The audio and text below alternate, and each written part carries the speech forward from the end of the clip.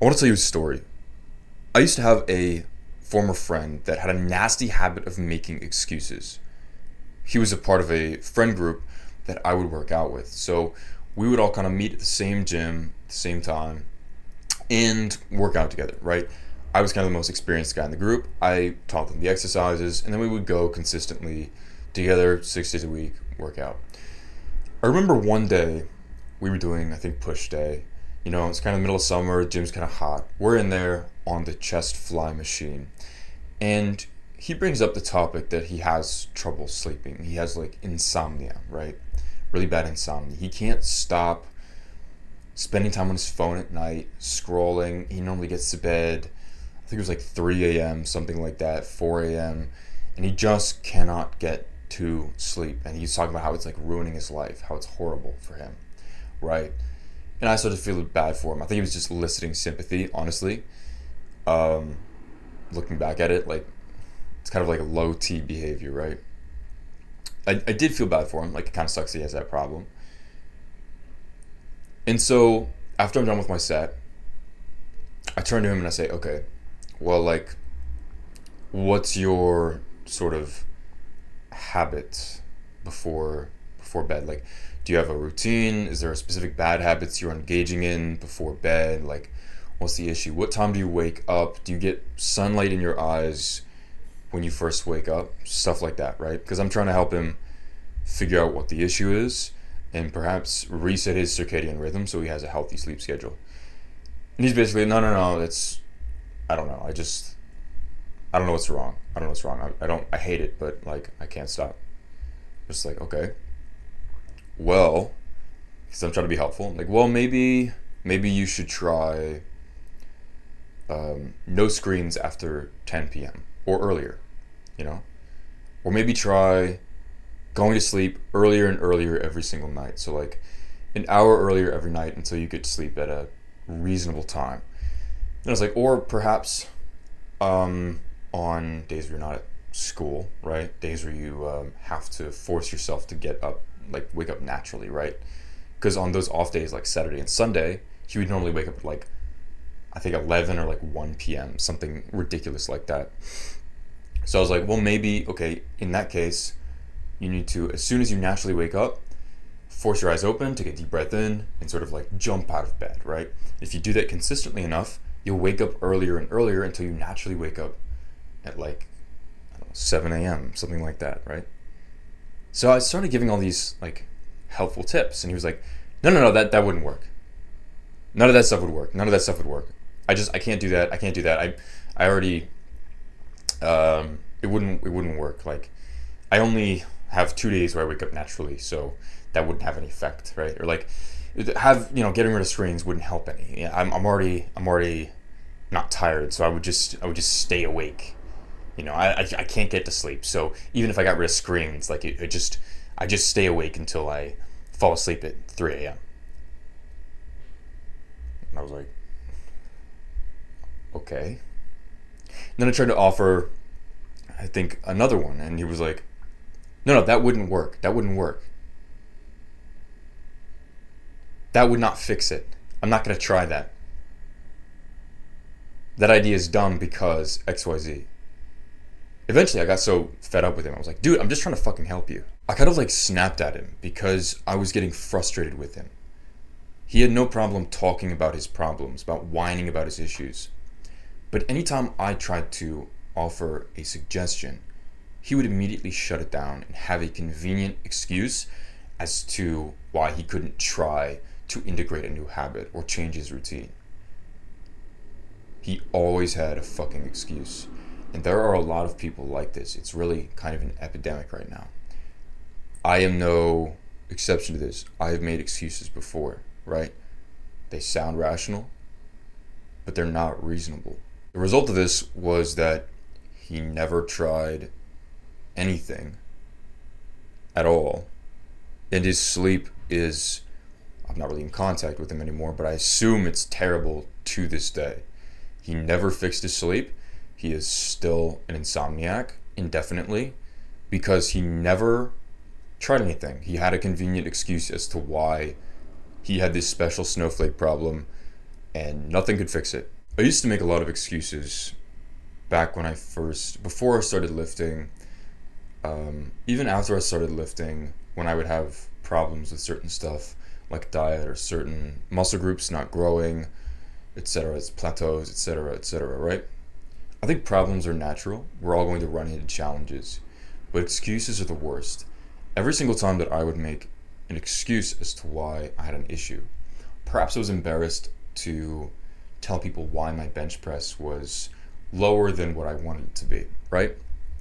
I would say, yeah, my bench press is only X weight, but it's because I'm not XYZ.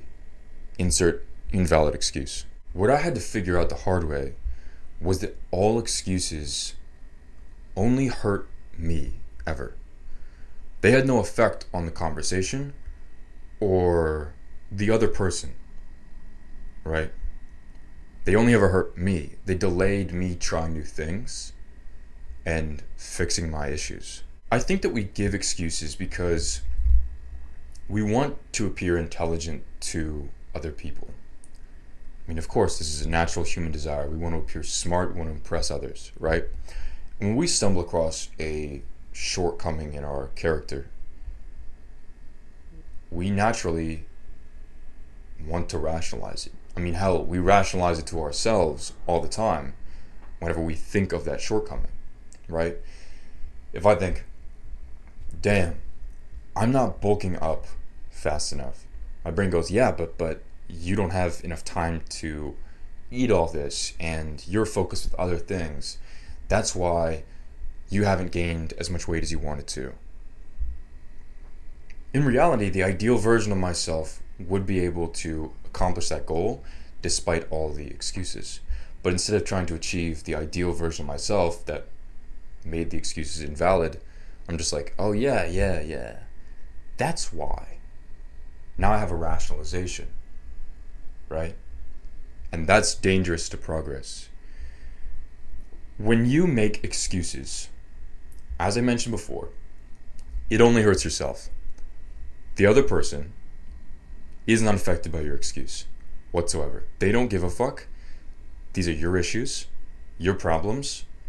Generally, they're not particularly more impressed if you have an excuse, which I think most people miss, right? If you have like this rationalization as to why, I don't think that has a huge effect on people's opinion of you, their impression of you.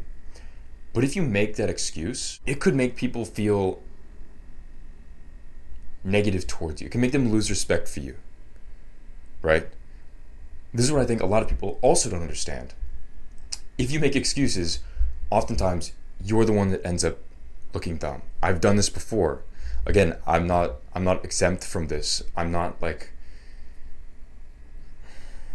perfect. We've all done this. We've all made excuses. Excuses hurt no one but yourself. I think what a lot of this comes down to is not caring about what other people think of you and sort of being humble and honest with yourself, right? When you make excuses, you are hindering yourself from achieving the goal, right?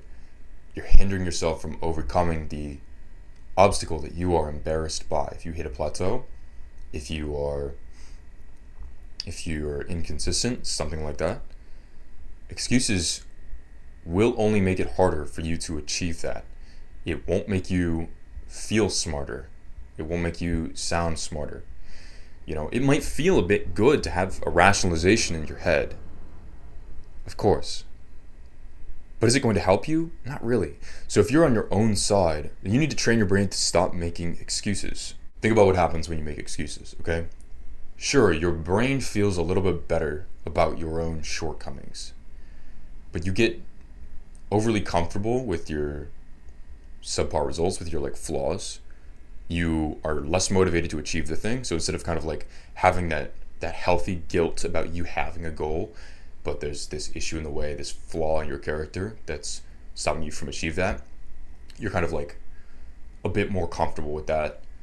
And it makes you kind of a shitty human being, honestly. It's a self-compromise.